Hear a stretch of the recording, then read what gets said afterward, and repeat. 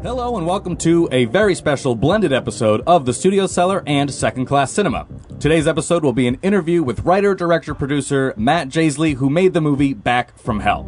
Now, this movie was the first episode of Second Class Cinema, so you can imagine how rough it is. Months later, much to our surprise, Matt reached out to us after listening to the episode, wanting to talk about the movie, which led us to tonight. Now, a brief history on why this movie is important to me. In college, in a group of our friends, we would enjoy diving into the occasional B-movie. One day I get a call from my friend Thorne claiming he had to bring this one movie over. He started watching it on his own, realizing the potential of what he put in. He immediately turned it off so we could all watch it as a group. Needless to say, we had an absolute blast watching this movie. Everyone did in their own way.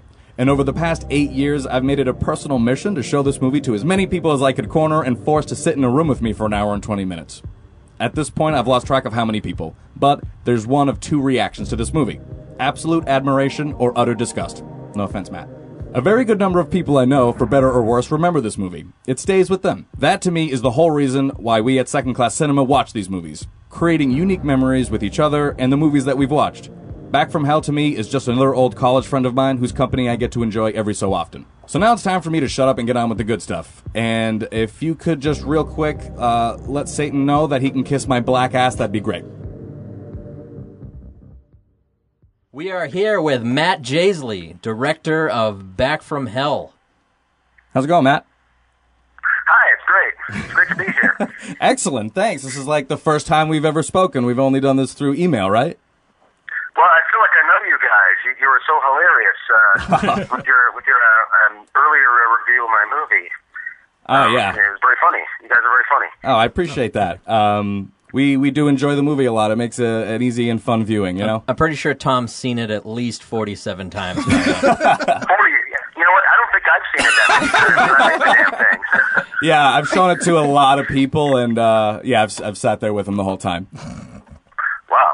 We're Tom's only friends that are left. Yeah, this is it. This room. Well, you might not want to show it to too many more people there.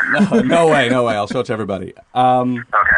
So let's just start with how'd you even get into filmmaking? What drove you? Well, I started, I don't know, when I was like 10 or 11, my parents gave me a Super 8 millimeter, camera. Nice. And so I started doing that, making short films, and the logical progression, through my teens, they got a little bit longer, until I started thinking, ooh, okay, I should make a feature-length movie, and it was sort of a logical progression. And this was back, in the 80s, and we actually, we were trying to rate me, and, well, when I say me, I was like, 20. I had my partner in crime was this kid that wanted to be an effects artist. Mm-hmm. He was like 17. His name's Matt Hundley, and we tried to raise like $70,000 or something to make like, a bigger movie, and that just wasn't happening to, some teenagers. So, we ended up, that's where Back from Hell came out of. I mean, I got a few bucks from my grandma, and we maxed out some credit cards. Man, we just went for it. That's awesome. And that's, yeah. When did you start shooting Back from Hell, by the way, and how long did it take to shoot? Well, I think about 80 to 90% of it was shot in 1 week in October of 1988. Wow. Wow, I was a whopping 2 years old. With a couple of additional scenes shot like a year later in '89. Oh, interesting. All right, so that was pretty efficient work. How did you manage to get all of that coordinated in just 1 week? Oh hell, man, I don't know. Well, a lot of the different locations were all actually right in one spot at my grandma's house. Oh, nice. Like the interior, of that mill was actually the second floor of her garage out back. Oh, yeah. When they go to Dude Man's, aunt's house, okay, that's her house, and then everything that was in the woods was like in her backyard. So we were all kind of, just in one place, just outside of town. So we didn't have to move around too much. Oh, in the basement, was her basement. So it was a little movie studio going on in my grandma's house there for a week. Well, that's awesome.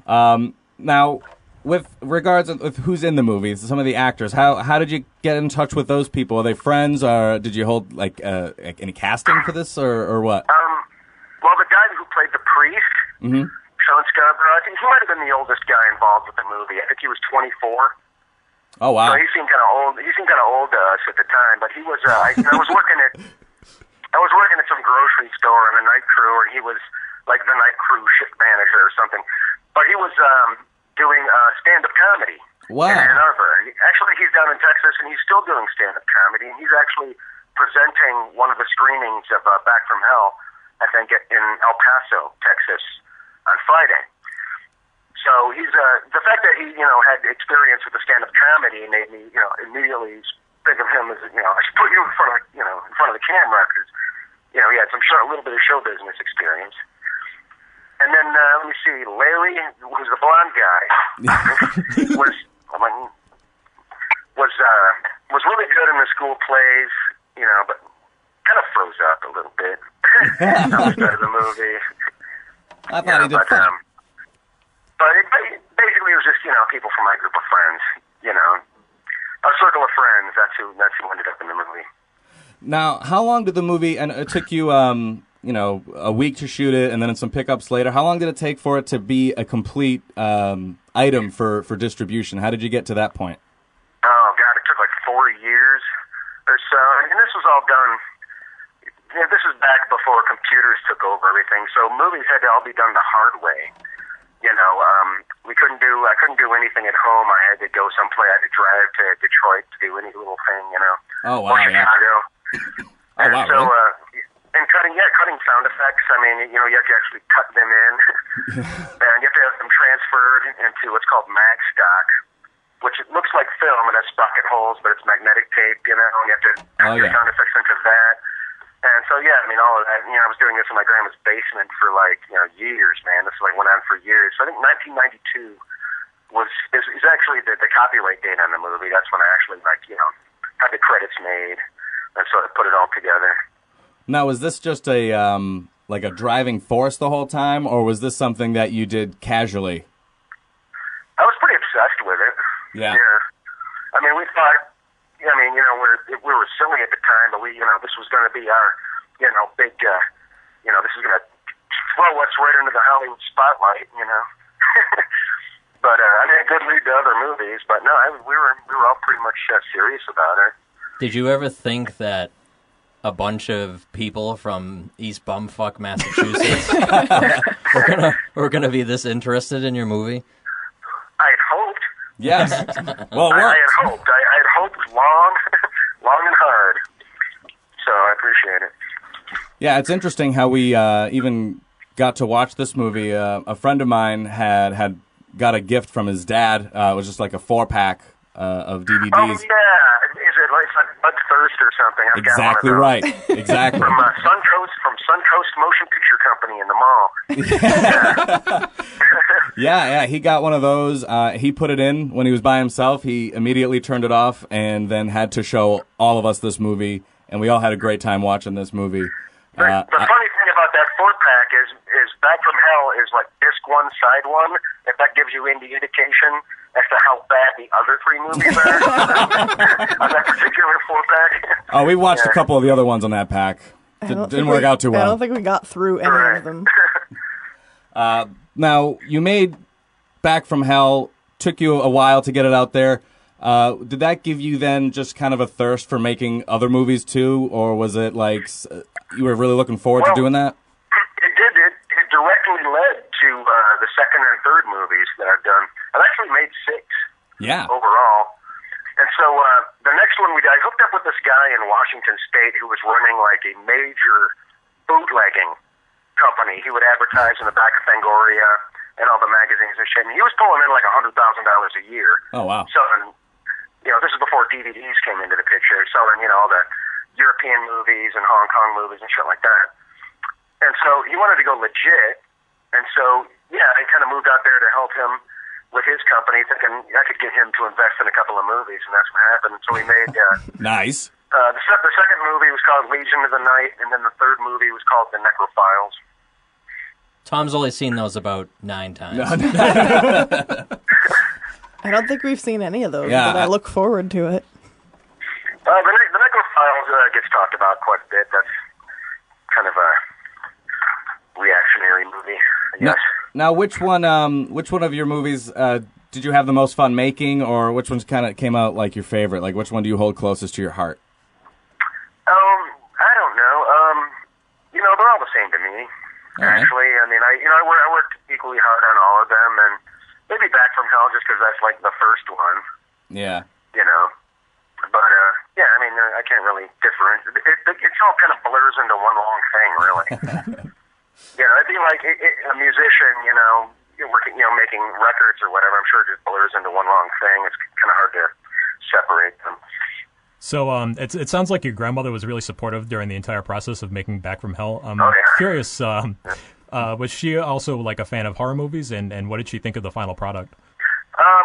No, not particularly, but she plays a zombie in Back from Hell. Oh, that's awesome. Oh, When nice. the zombies, if you remember the scene when the zombies are coming up the steps, she's like the sort of white-haired lady. Next time I watch it, I'll keep an eye out for it. Yeah, and it's her and my mom and dad and a couple of their friends. Oh, that's fantastic. My parents were pretty supportive too. Because then after a while, they just kind of gave in, you know. That was just so obviously. Yeah, no choice. It's going to happen. Were there any horror movies growing up that kind of, you know, influenced you? Oh, absolutely. Night of the Living Dead when I was a kid. Actually, it's my first memory in a theater. I think I might have been 4 or 5, and I actually remember seeing it at the drive-in. I think it was on a double bill with Children Shouldn't Play with Dead Things. But I remember, like, as kids, we would chase each other around and play Night of the Living Dead. This was, like, you know, in the mid-'70s or something. I had no idea what the movie was about. But they started showing it again, you know, late-night TV, like in the late 70s and early 80s. It would show up on late-night TV.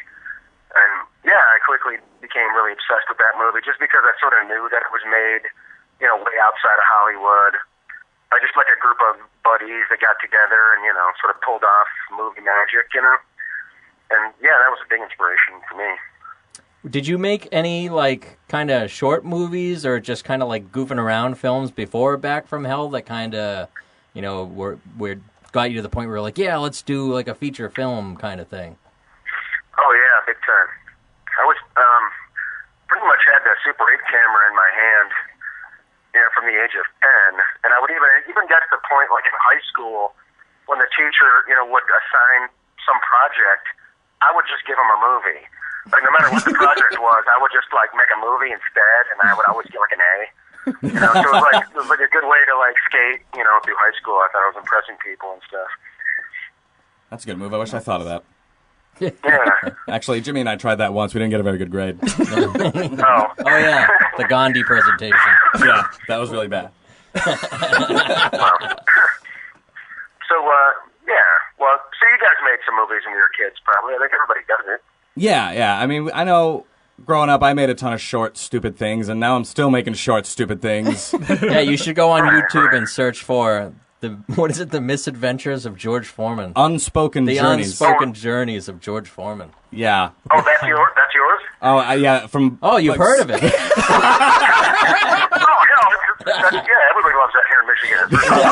Oh, that's great to hear. No, it's just some stupid thing we slapped together when we were like 16. Was not good. But, you know, it's those kinds of things that help shape you as a filmmaker when you're making stuff nowadays. I know I just did one of those 48-hour film projects that went public today, and you know, I'm still making really dumb short movies. It just won't stop. Yeah. 48 hours. Yeah, I've never done one of those things. You'd probably do really well at it, actually, if you shot an entire feature in 1 week. I'm assuming you can make a 4-minute. Right. How did the whole Alamo Drafthouse thing end up coming up? The whole Video Vortex thing. Did they reach out to you, or was that something that you just a surprise?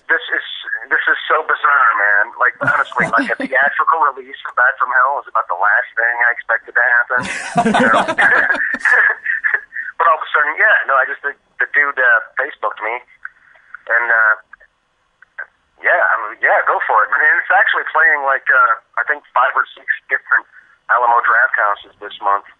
It only played at in Denver, Colorado, and the one in Yonkers, New York City, on the 10th. And then it's playing on 3 additional ones across the country later in the month. But yeah, it is really weird. But it's part of their, you know, they're doing this summer series, Video Vortex, which is all just sort of like rare release to VHS type horror movies. So it's part of that series. So it kind of fits right in, you know, to that whole thing. When you were approached with that, I mean, did he just ask you straight up, or I mean, did this person have a history with Back from Hell? I think he had. Yeah, actually, he wrote a review. He's the guy that's he's one of the programmers for the Alamo Drafthouse. He wrote a review of Back from Hell a couple of years ago that was like just so in depth. I mean, this review just went on for pages and pages and pages. Oh my goodness! And so obviously, I noticed that, and I sent him a thanks, for bringing some exposure to the movie and stuff. And I think he might have remembered me because of that. I'd never even heard of Alamo Drafthouse really, so I didn't really know what he was talking about. Ah, but there's also a company, you guys, in Detroit, a DVD company called Massacre Video, which is going to be putting out, which has been planning to do a DVD of Back from Hell. Oh, nice. Full of extras, and there's director's commentary, and there's some missing scenes, and there's some other stuff like that. And so both of these kind of came together at once. And so, yeah, that was exciting for me. I actually went through it and kind of improved the movie a little bit for these two things. Yeah. So how come you aren't attending any of the Alamo Drafthouse viewings? Well, I think I would have to pay for that myself. They didn't. I shot a introduction, which is what they usually ask you to do if they're not willing to fly you. Yeah. So I videotaped an introduction, and that's going out, to all the Alamo Drafthouses with the movie. That's good enough because, I mean, I do have a job here. I don't know if I'm not really in a position to just, float around the country with Back from Hell screenings. Oh man, sounds like a dream. I know, as fun as that sounds. Yeah. So what do you kind of have going on in the works for you right now? Are you in the middle of writing anything new? Anything like that? Well, I just had a movie come out, March 24th. Mm-hmm. Just a few months ago. My latest movie is called Revolution 666. All right. So that's still kind of a brand new thing. I haven't gotten a sales report. It was released by a company called Whacked Movies. Okay. And so, but that's, they managed to get it around all over the place. So I'm waiting to see how that does. That might, obviously, if I make a few bucks off of that, I might get another project going. Well, that'd be awesome. Are any of these have any sort of end game in any streaming? Like, are any of these going to wind up on Netflix? Are we going to be able to have easy access to these things, or is this strictly like DVD distribution? I think, well, the new one is pretty much, I've been looking around on the internet, and it's pretty much on every streaming site possible right now. Yeah, Revolution 666. And I don't know how much of that is legit, because so many of these sites are pirate sites, you know? But, yeah, it's pretty much everywhere. I've actually had it taken down 6 different times off of YouTube. Oh, man. Just because I'm like, God damn it! All people pay for this, obviously, who's going to, buy it from... Because it's also on some, on-demand thing, and who's going to pay for it? Obviously, you can watch it for free on YouTube. Like, a year from now, I won't give a shit, but, I mean, it's the thing It's still fresh. Jeez. Yeah. So when you were funding Back from Hell, it sounded like you had a lot of kind of an early version of crowdfunding. Have you ever considered doing a crowdfunding type experience now that that's kind of catching on? Yeah, I've thought about it. Actually, maybe there's. I mean, right now, obviously, there's you guys included. There's so much attention on Back from Hell all of a sudden. Maybe I should do a sequel. Yeah. We've talked about that many times. I'll help you write a sequel, man. I will. I get this world. You're in. Hey, you know what? You guys can't even be in the movie. How about that'd be incredible. That would be amazing. We would fly to be in that movie. Would you? Oh, okay. Well, you can even come up with your own Grizzly Deaths. Oh, fantastic. That sounds like a lot of fun, man. I would give that project money for sure. Yeah, definitely. Are you originally from Michigan? Have you lived in Michigan your whole life? I am. I'm from, right now I'm calling from Milan, Michigan, which is just south of Ann Arbor, if you know where Ann Arbor is. Yeah, so I was going to say, I've driven across the country and I stopped in Hell, Michigan. How come you didn't consider shooting Back from Hell in Hell, Michigan? That would, well, actually, I think the idea might have crossed our minds at the time, but, Hell, Michigan, there really is nothing there. No, yeah, there isn't.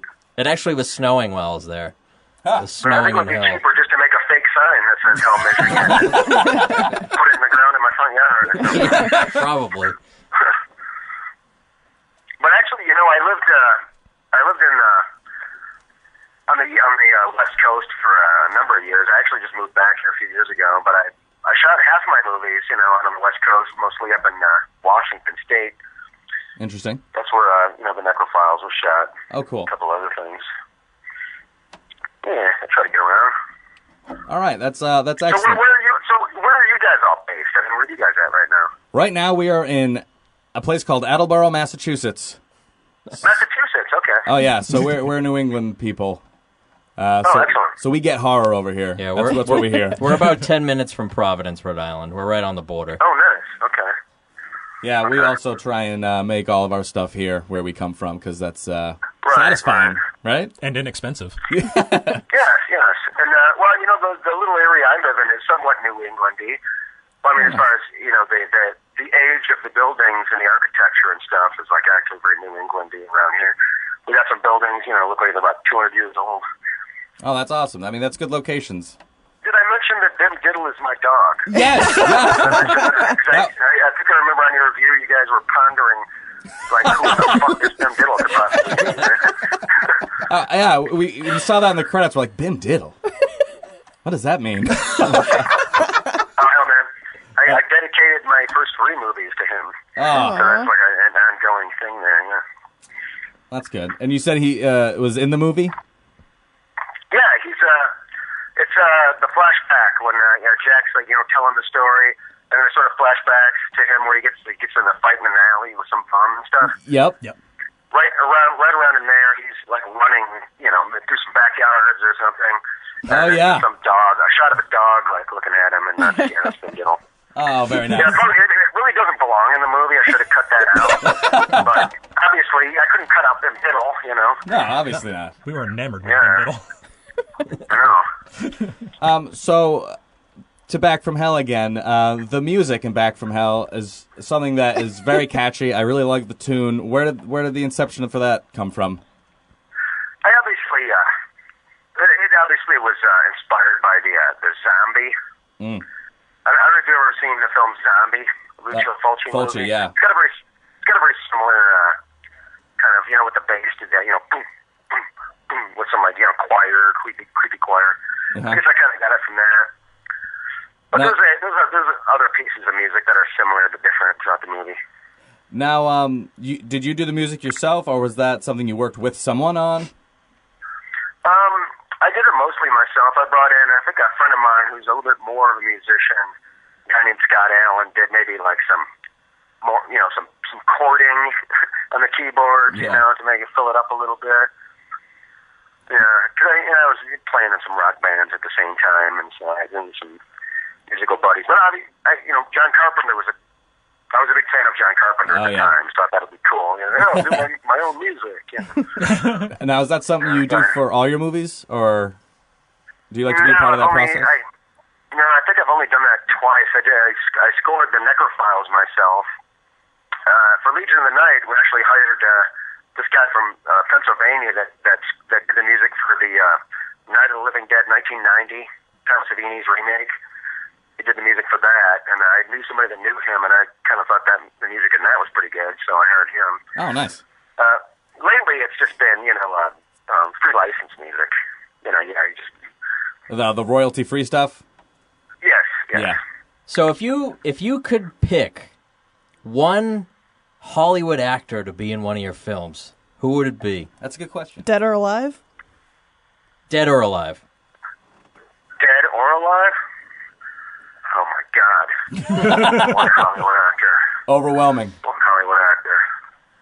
Oh, can I have 3? Yeah, definitely. Can I pull Roy Scheider and Richard Dreyfuss and Robert Shaw back together? Definitely. Yeah. That's a pretty good cast right there. Yeah, that's Get pretty the cast of Jaws and Back from Hell 2. That would just be super badass. Oh my God.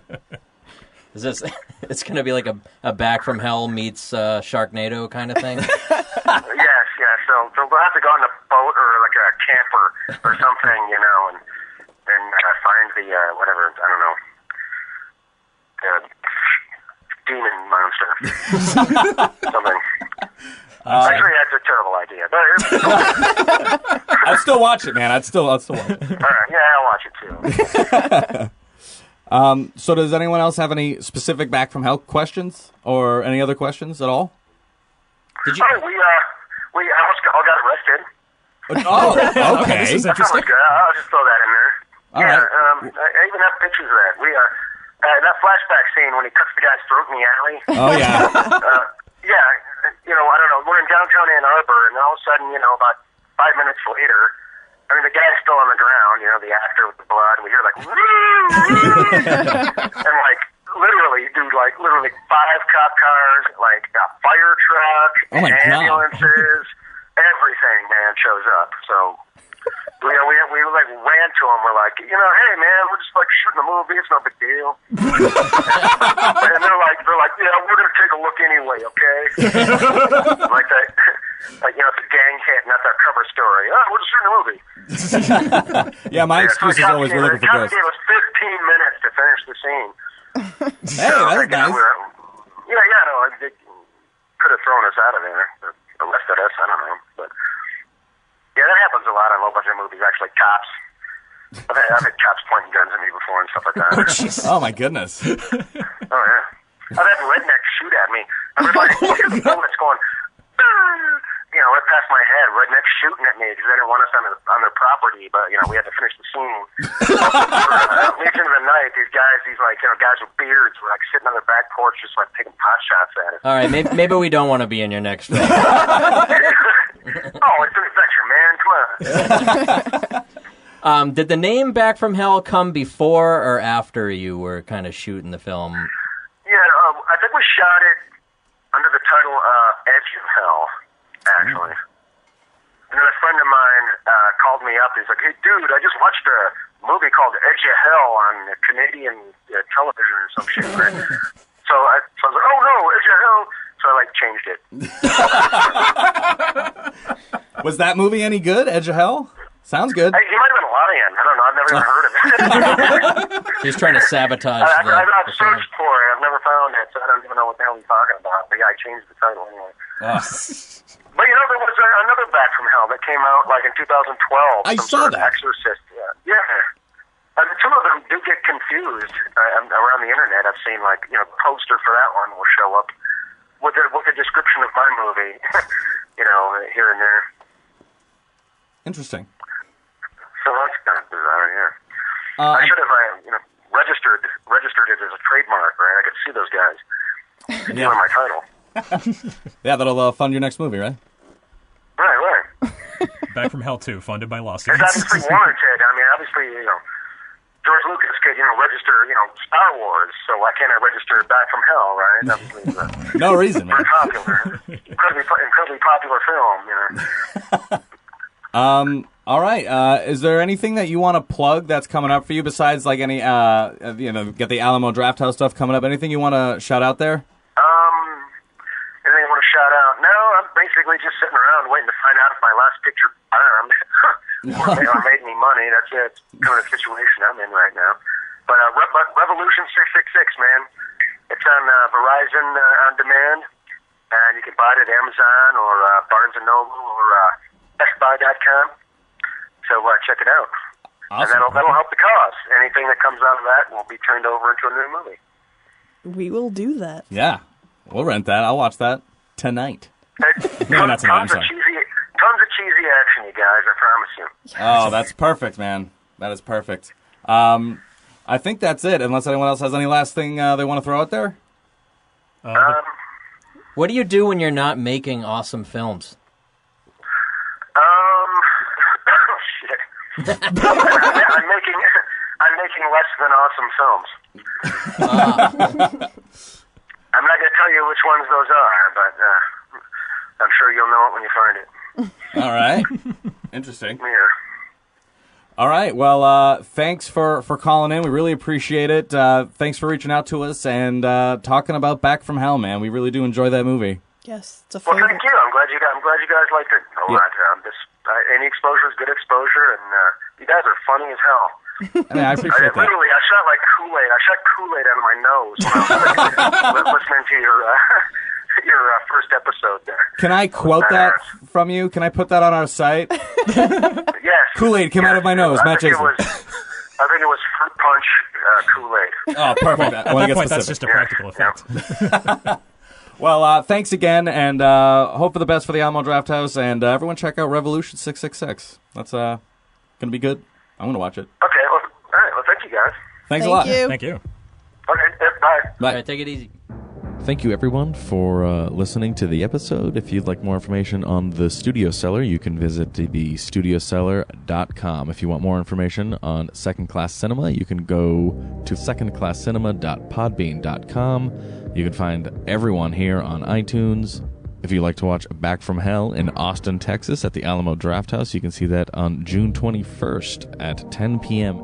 Thanks again to Matt Jaissle, and good night. No wicked God, no wicked demon, no demon of the sea, no demon of the marsh, no demon of the desert, no demon of the mountain may seize us here. No wicked God, no wicked demon, no demon of the sea, no demon of the marsh, no demon of the desert, no demon of the mountain may seize us here.